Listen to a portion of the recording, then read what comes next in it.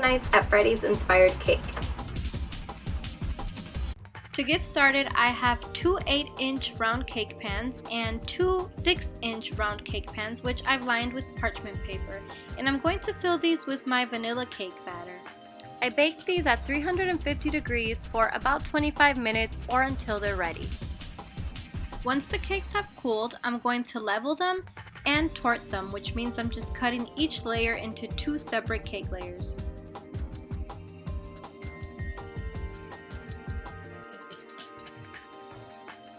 Then I'm going to fill each layer with my buttercream and stack them on top of one another.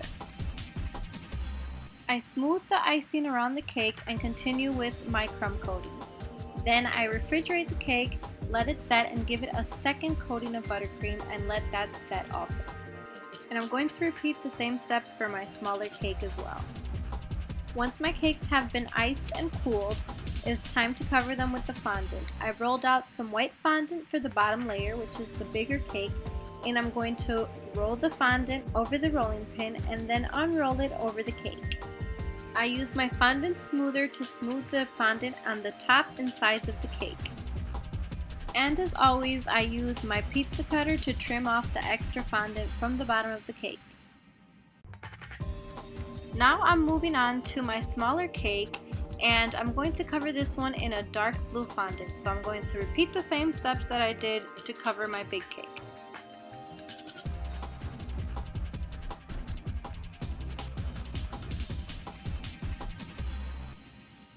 Now I'm just adding some dowels to the bottom cake layer, so that way when we add the top cake layer, there's support and it doesn't sink the bottom cake layer.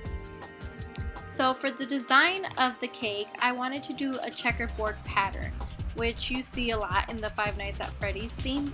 So what I have here is a large square of black modeling chocolate, and I'm using my ruler to cut out some 1-inch squares. So I'm just doing 1-inch strips lengthwise, and then I'm going to do 1-inch strips widthwise. And it's going to leave us with some little squares. So once I have all my squares, I'm going to place them on the bottom part of the cake, which is the white part. So I am placing one square onto the cake. I'm just using a little bit of water to help it stick. And then I'm going to grab another square and use it as a gap guide, as a space, and not placing that one onto the cake, but I'm just using it as a gap guide. And then I'm going to grab another square and glue that one overlapping that one. So it's going to be one square on, one square off, one square on, one square off. And I'm going to repeat this pattern throughout the whole bottom part of the cake. Once I've done the entire checkerboard pattern, I'm going to add a fondant strip in the middle of the top cake, and this is going to be the back. And then out of our small square tiles that we made, I've created some even smaller tiles, and I'm going to create a checkerboard pattern onto this white fondant strip. Now I'm going to show you guys how to make the fondant Five Nights at Freddy's characters. We have Freddy, Bonnie, Foxy, Mangle, Golden Freddy, Springtrap, BB, Chica, and Puppet. So I'm going to show you guys how to make the regular Freddy. So what I did is I printed out the characters on some edible wafer paper, and I'm just going to cut out the shape of the characters with some scissors. Then I'm going to use some white fondant, which I'm going to roll out, and I'm going to add a little bit of corn syrup to the back of the wafer paper character, and I'm going to stick this onto the fondant. And then I'm going to let that dry for a little while and use my X-Acto knife to cut out the shape.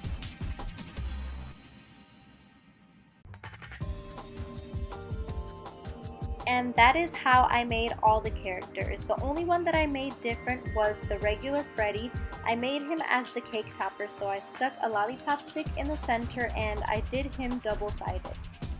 Now it's time to add the finishing touches to the cake, which are the characters. So I'm going to stick the Golden Freddy on top of the little tiles that we made, and this is going to be the back of the cake. Then I'm going to stick the other characters throughout the cake.